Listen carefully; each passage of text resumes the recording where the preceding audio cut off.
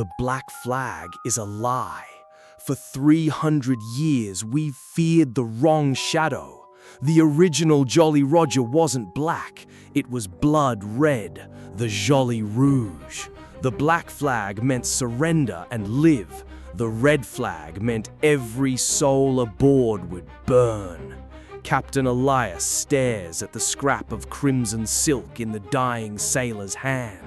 He laughs, wiping rain from his eyes. "Well," Elias mutters, his voice betraying a tremor. "At least the weather is holding." Beside him, the navigator traces a pattern in the bloody fabric. It isn't a flag, it's a map, and it's bleeding. You don't sail for the Joli Rouge with honest men. You sail with monsters. Lucian steps from the tavern shadows, tossing a heavy silver coin. "I hear you're chasing a ghost, Elias." "I prefer the term underappreciated antiquity," Elias replies, flashing a grin that doesn't reach his eyes. Silas, the first mate, leans against the rotting timber door. He says nothing, but his hand rests dead still on his flintlock. He knows Lucian's wearing a navy signet ring beneath his glove. Lucian slams a second piece of red silk onto the table. The pieces connect. The hourglass is empty. The navigator doesn't look at maps, he smells them. "The red silk," he mutters, his blind eye twitching. "I stitched it from a dead king's shroud." Elias forcefully grabs the compass, trying to mask the cold sweat on his neck. "Just give me a heading, old man, before I lose my famous patience." "It points inward," the navigator whispers, "to the wound." A shadow falls over the deck. It isn't a cloud. Admiral Thorne's flagship breaches the fog bank, silent as a grave. 100 cannons roll out in perfect synchronization. They haven't just been found, they were expected. "Hard to port! Into the reef!" Elias screams over the roar of splintering oak. It's suicide, but it's the only way out. The sea roils, black and furious. Silas secures the main sheet, his eyes darting to the quarterdeck. Amidst the chaos, Lucian stands perfectly still. He is casually angling a polished silver mirror towards Thorne's flagship. "A bit bright for sunbathing, Lucian," Elias yells, ducking a flying block of rigging. Lucian smiles. "Just checking my reflection, Captain." Silas draws his blade, but before he can strike, the map ignites in the lantern light. The skull on the silk just opened its mouth. The ocean is not a place. It is a predator. And right now, it is starving. Waves the size of cathedrals hurl the ship toward the Bleeding Reef. The compass shatters, its needle embedding itself in the deck. "She wants her toll!" the navigator shrieks, tying himself to the mast. Elias wrestles the wheel, his knuckles white, a dormant scar on his jaw burning hot. "Tell her I'm broke!" he roars. But humour can't stop the tide. The lantern above them violently swings, then goes dead. In the pitch black, a massive, wet hand grips the edge of the railing. Water pours into the hold, knee-deep and rising. Lucian pins Elias against the weeping timber, a rapier pressed tight to the captain's throat. "Whose blood is on the silk, Elias? You didn't find the Joli Rouge, you made it!" Elias doesn't blink. He leans forward, letting the blade prick his skin. "Careful, Lucian, you'll ruin my favorite shirt, and you're already ruining my evening." "It's your brother's face on the flag, isn't it?" Lucian hisses. Elias's smile vanishes, the mask breaks. Before Elias can answer, the ship violently lurches. Lucian rips the map from Elias's coat. The betrayal is absolute. Lucian kicks the iron grate shut, locking the padlock with a sickening click. "Consider this a promotion, Captain. You're finally in charge of the ocean."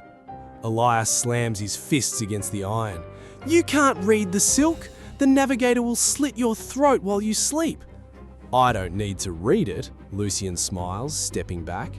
"I just needed to deliver you." The water hits Elias's chest, freezing, heavy. Through the cracks in the hull, Elias doesn't see a sunken treasure, He sees hundreds of cages, and inside them, the skeletons are all wearing Navy uniforms. Gunfire shatters the padlock. Silas hauls Elias onto the listing deck. "You're late," Elias coughs, spitting seawater. "I was polishing my boots," Silas replies, reloading. Lucian took the longboat. He's headed for Thorne's flagship. Elias stares down into the black water at the submerged cages. The truth drops like a stone. The Joli Rouge wasn't a warning to other ships. It was a memorial. The skull on the flag belongs to his brother, murdered in this exact spot by the Navy.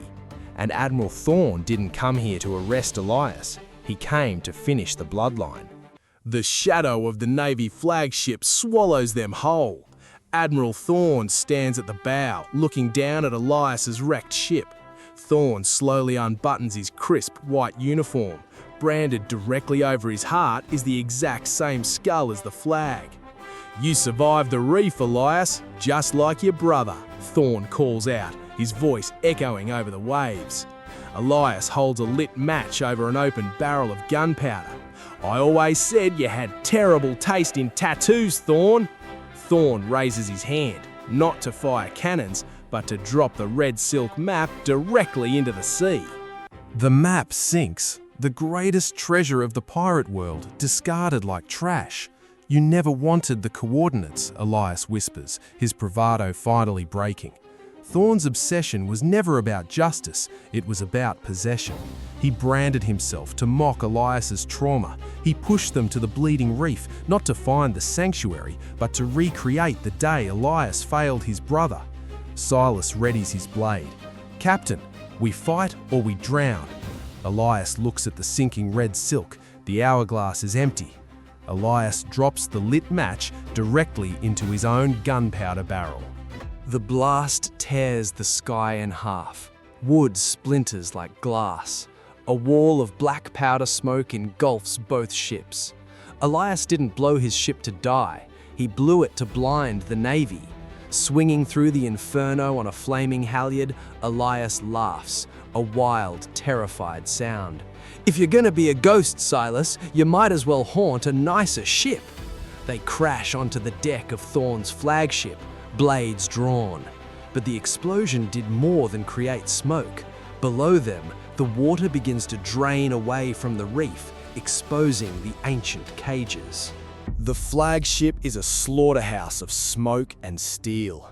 Lucian steps from the haze, leveling his flintlock at Elias's chest. "I always survive, Elias. It's my only loyalty." Elias lowers his cutlass. "Survival isn't living, Lucian. It's just delaying the inevitable." Before Lucian can pull the trigger, a silver blade bursts cleanly through his chest. Lucian gasps, dropping the pistol. Admiral Thorne twists the blade, whispering into the trader's ear. "The Navy doesn't pay pirates, it cleans them up." Thorne kicks Lucian's body aside. Now, there is nothing between the captain and his demon. Steel screams against steel. Thorne is a machine, fighting with calculated military perfection. Elias fights like a drowning man, messy, desperate, and vicious. "You let him die!" Thorne roars, slashing Elias across the ribs. Elias stumbles, spitting blood onto the pristine white deck. "I didn't let him die. I lived to remember him." The ship violently pitches. The sea is draining so fast it creates a whirlpool around the reef. Across the deck, Silas takes a musket ball to the shoulder, collapsing. Thorne disarms Elias. The Admiral raises his sword for the execution. Thorne brings the blade down, but the ocean interrupts. The water that drained from the reef hasn't vanished, it was pulling back. A wave the size of a mountain blocks out the stars. Thorne freezes, his military discipline shattering in the face of a god. "What is that?" he whispers. Elias wipes the blood from his mouth, flashing his signature terrifying grin. That, Admiral, is the original Joli Rouge. Elias kicks Thorne in the chest, grabs the wounded Silas, and dives into the abyss just as the black water crushes the flagship into splinters. Morning comes with brutal indifference. The sea is glass. Thorne is gone. The flagship is driftwood. Elias clings to a shattered mast, his chest heaving. The wound on his jaw has stopped burning. Beside him, Silas breathes shallowly alive. The navigator pulls the shattered compass from his pocket. It doesn't spin wildly anymore. It points straight down. The ocean took back its history. The Joli Rouge is gone. But miles away, on a black sand beach, the red silk washes ashore. The hourglass on the flag is finally full, and the skull is smiling.